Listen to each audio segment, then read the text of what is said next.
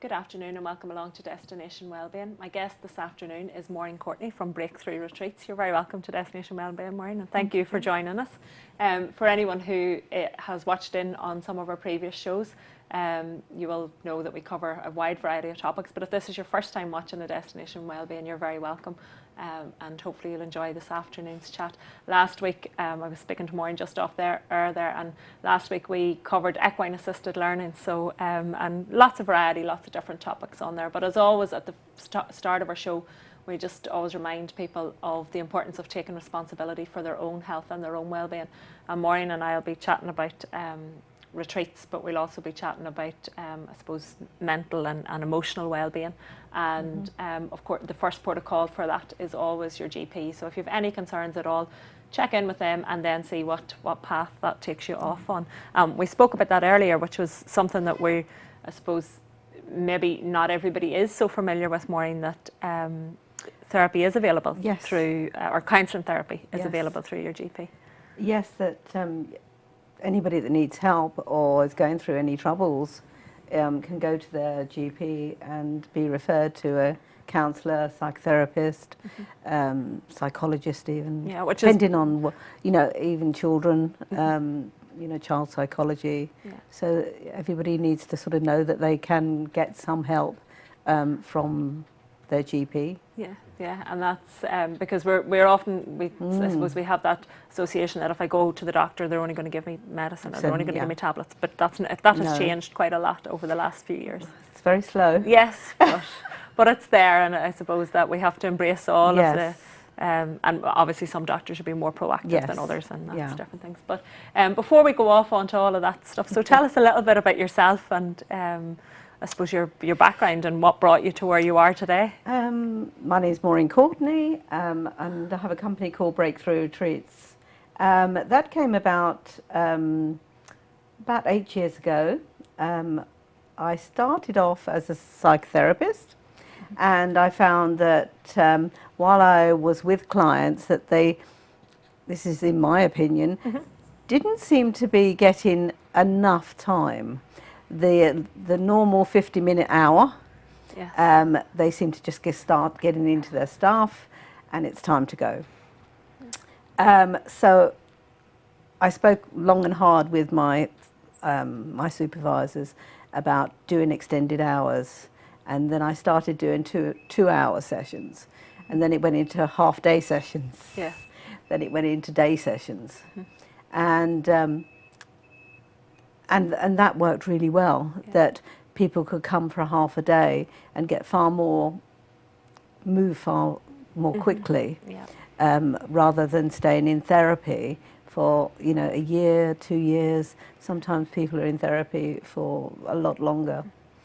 And then a friend of mine asked me that their son needed to come and see me, and could I see him, and at the same time could I recommend or do some research onto retreats. And I asked her what he needed, and all the things that he needed. I thought, well, I can do all that, or I can find the other therapists that I know in my circle that we can all work together and put a retreat together.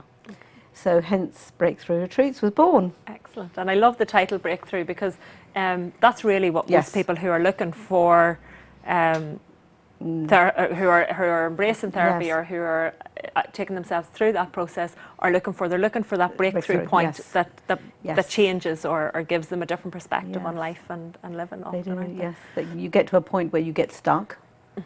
You sometimes move forward very quickly and you think this is great, and then all of a sudden you stop. And I suppose some of us maybe will find that stop is okay for a while, because we sometimes need that pause button. You do, definitely. To sort of evaluate and to recognise how far you've come as well, because we can sometimes feel that things aren't moving forward until we look back and say, well, this is where I was last year or 6 months ago, or whatever change comes.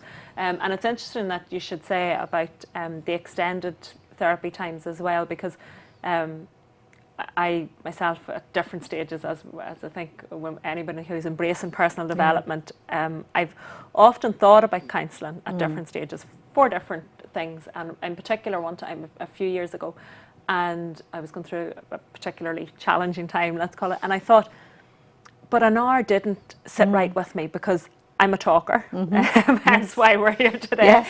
And I knew that in an hour I would only just be beginning to open up, and then it would be, okay, well, we'll pack that up now and we'll not talk about it again until next week. Yep. And in the meantime, I've got all this stuff that has come to the surface that I've had no where to channel it, after that, because I've got to shut the door on it, close Yes. it down and pause it until next week, and then try and restart all of that over again. Yeah, so. And you find that you're obviously repeating yourself, you know, the next week, and, you know, so you're going forward quite slowly. Yeah, very, very slowly. Whereas, but then sometimes there's that until maybe we find a connection with ourselves and we feel comfortable with that process before we're ready to immerse in a weekend or in a day or in whatever happens there. So. Yes, 'cause it's quite scary to, you know, when I have people talking to me on the phone, maybe booking something, it sort of can be quite horrendous to think that they think they're going to be just with me sitting in a room,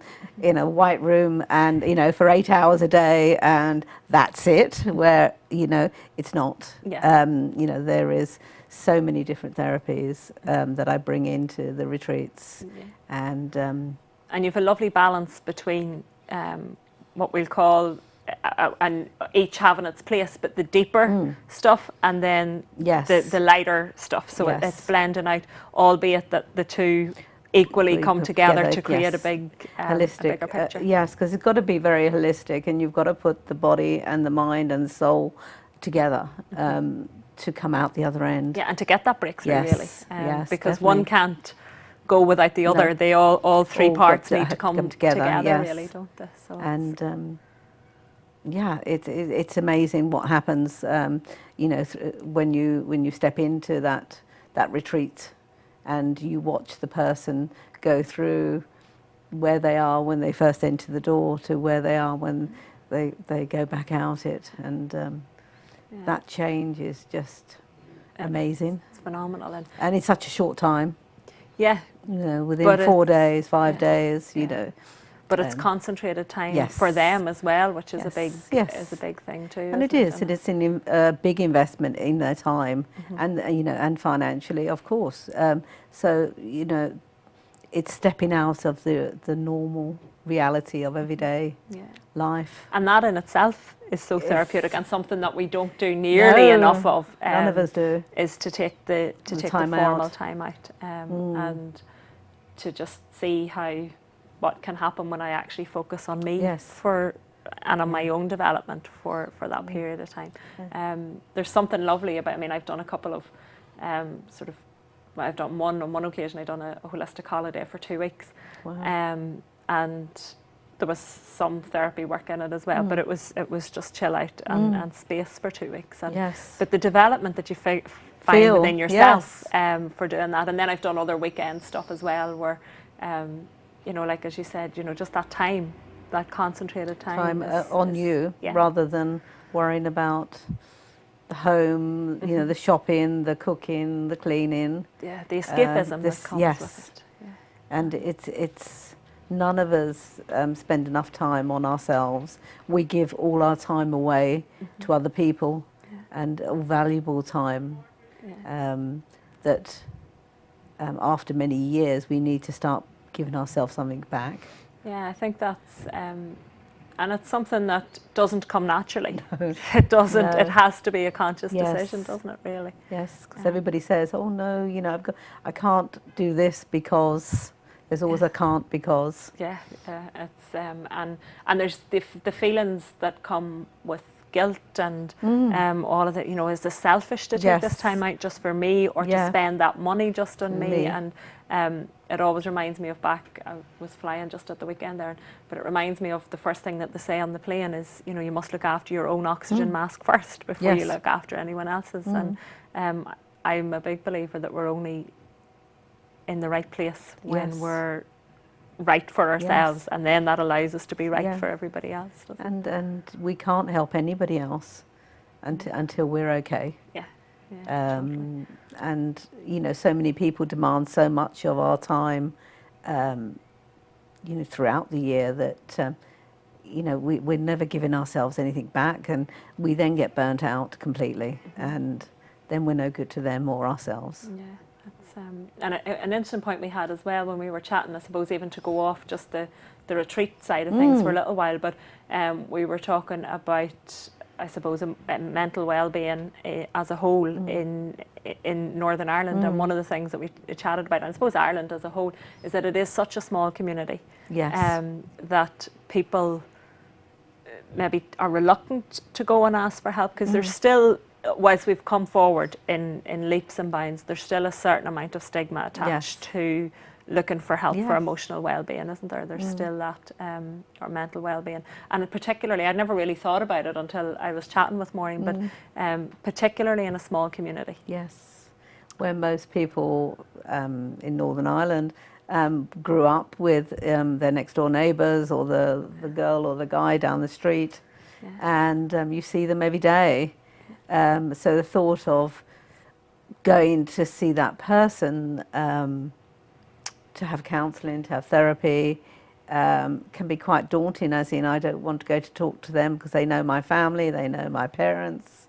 And the importance particularly of counselling therapy is that you feel free to open up completely. If you don't, so if you don't, it's a bit of a pointless exercise, isn't it? You're really? just because wasting everybody's time, especially your own. Which is an interesting, and I suppose maybe, although we've got a bit more of a mix and a bit more diversification coming in, but it may be something that I suppose the GPs and that will have to look at, that maybe out of town referrals or something like that would be a better approach, because and I know, again, having spoken, and this is again slightly maybe off topic, but one that's quite important, I think. I spoke recently to a girl who had been involved with counselling services as a result of postnatal depression. And you know, even the model and the structure for that is very difficult, because it's through mental health services, and that can be difficult. Is that something that you've... There's a bit of a stigma attached to it. Well, but the person's very, I mean, anybody's very, very delicate, but particularly a woman after with a new baby, to have that association, I think, can be very difficult. So it's so nice to be able just to go somewhere else and just, you know, talk about what's going on, and is this normal, and you know, is it just me that can't cope with this little baby? Which is, it's, you know, I mean, even just recently that I've picked up where they're saying, you know, actually a lot of the time it may not even be postnatal depression, but it may be post-traumatic stress disorder. I mean, people don't realise the amount of what you put your body through. Just having a baby is horrendous. You know, so, and the birth itself could be quite traumatic.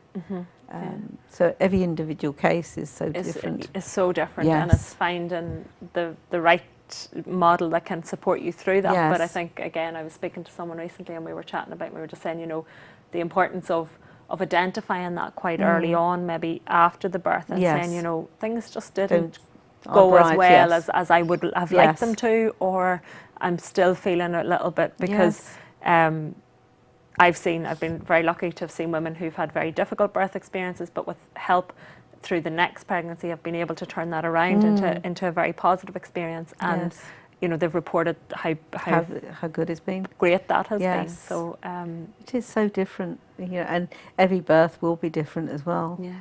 It's just like every person's different and every individual's different, isn't it? But it's certainly one of those areas that I think we maybe need to look at how those services are provided for people, because as we said, you know, whilst it's moving slowly, it's important that it moves slowly, but that it gets right, and it keeps moving in the right direction, that we don't look back in 10 years and think, well, we messed that up, or we had an opportunity there to make a huge difference. Because again, we were chatting about, you know, the rise of suicide rates and different things, and how much of an impact getting the right services can be as well. And identifying, you know, looking after your friends, listening to them. You know, do you think they're okay? And I think one of the things that I think as well is that you know, we often talk about if someone's feeling suicidal, you know, to reach out and to talk.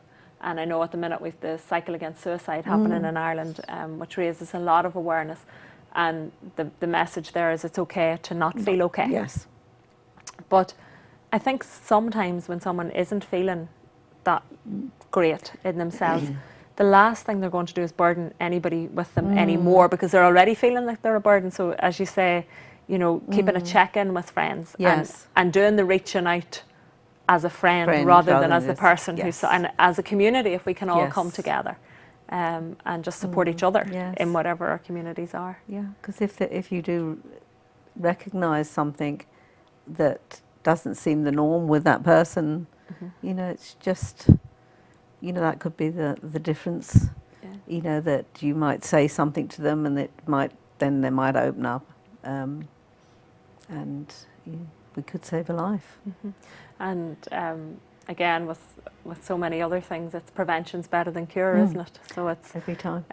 So often we'll wait to ask for help maybe when we are at breaking point, but the importance of maybe taking a retreat before, when you're feeling okay, albeit that we don't often do that, but I'm actually feeling okay, so I'm going to give myself some time out so that I can feel great, rather than I think sometimes we go with this, you know, I have to be down here, and I'm going to ask for help when I'm down here to bring me to here.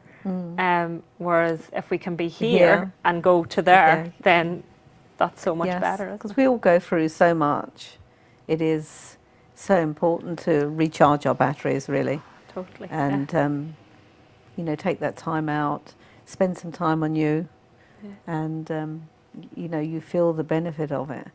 And just get in the way if you're stuck indoors, and I don't know, the family, the friends, you know, your parents, whatever's gone on in your life, stepping out of that normal environment. You know, I've found that that's the biggest response I've had, that just by making that choice to come and then coming away on their own, and you know, and being in this holistic environment and being held, basically, and looked after, is just so important. Even if nothing else takes place, just that decision is already massive. And having that, I suppose, that person who's there with you, who's there for you in that time and in that space. And again, it's for me, it's all about that I take the place of, if you like, of mother, of holding, of holding everything together, and being there for them. And that can be relevant completely to one person, but it's just lovely for somebody else. You know, it may not be needed, but it's still nice. And just feeling safe.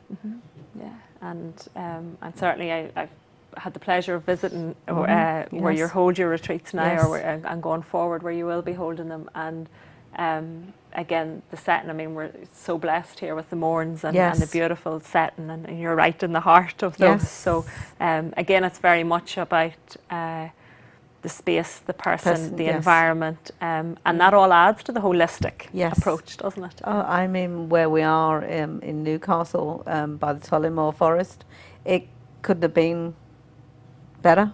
Any more perfect. It was so perfect. You know, I have to pinch myself every day. It's you know, you wake up and see the mountains and the sheep in the field, and you know. Which again, I mean, I know a lot of your clientele come over from the UK England, to do so. If you're coming out of a busy environment, a busy city environment or something like that, I mean, just stepping out and connecting with nature is a huge therapeutic benefit. And it's all of those things that we're talking about, I suppose, that we can all incorporate into our days if we make the conscious decisions to. Certainly, we can have that opportunity to.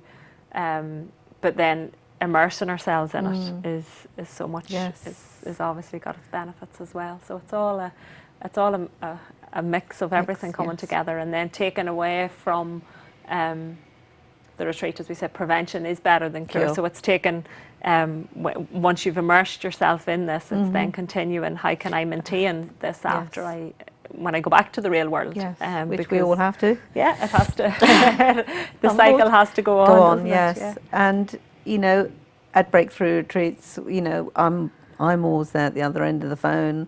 If somebody needs me, you know, we can communicate and make an appointment, and we can Skype each other, whatever's That's the needed. joys of the internet Yes. now, isn't it, really, that we have these... So, that, you can be anywhere. Anywhere and have that connection. And I think that's an important point too, if anybody is considering looking for counselling or psychotherapy, or really any form of therapy, is making the connection with the person too. And maybe just because it hasn't worked first time round, it's still been open to that and embracing it in and embracing a new person, because I often use the analogy of hairdressers, that, you know, you can go to one hairdresser and like how they cut your hair, and you can go to somebody else who appears to do exactly the same thing, but you just it's don't not how you connect, like it, and you don't connect. And I think counselling or any treatment is so important in that, that you build the relationship as well. And on that note, it's always good to note that sometimes if you don't get on with somebody, it's looking at what's about them that you don't like, because it will be a reflection of yourself. Yeah, it's something that you need to look inside and discover in there as well. Yeah. And that's one that we don't often like to admit. Sure, we don't. No. But it can cause the biggest change and shift in ourselves when we're able to identify something in someone else. Yes, because most people that we get on really well with are people that are very much like ourselves, and they like the same things as us. But so they don't challenge us in any way. So the people we don't get on with is the people that are opposite to us, and harder to understand or to see their views or how they present to the world. And it can sometimes, I suppose, as well be the triggering of maybe wounds that we have within ourselves that we've run away from for whatever reason. And there's so many different elements to that, isn't there? Certainly. And then again, that's where the immersion can come in, because spending that time over a weekend or over 4 or 5 days, looking at those patterns and seeing what's coming up allows you to build one from the other, really, doesn't it? And I'm not saying that people should go away and be with people they don't like, by the way. No, but it's just that when you find somebody to work with, that it's good to look at those things. Yeah, to look at others. Yes, and why you didn't get on with them. And normally they could be somebody that represents your father, mother, somebody that you've had a challenge with. And 90% of the time it is.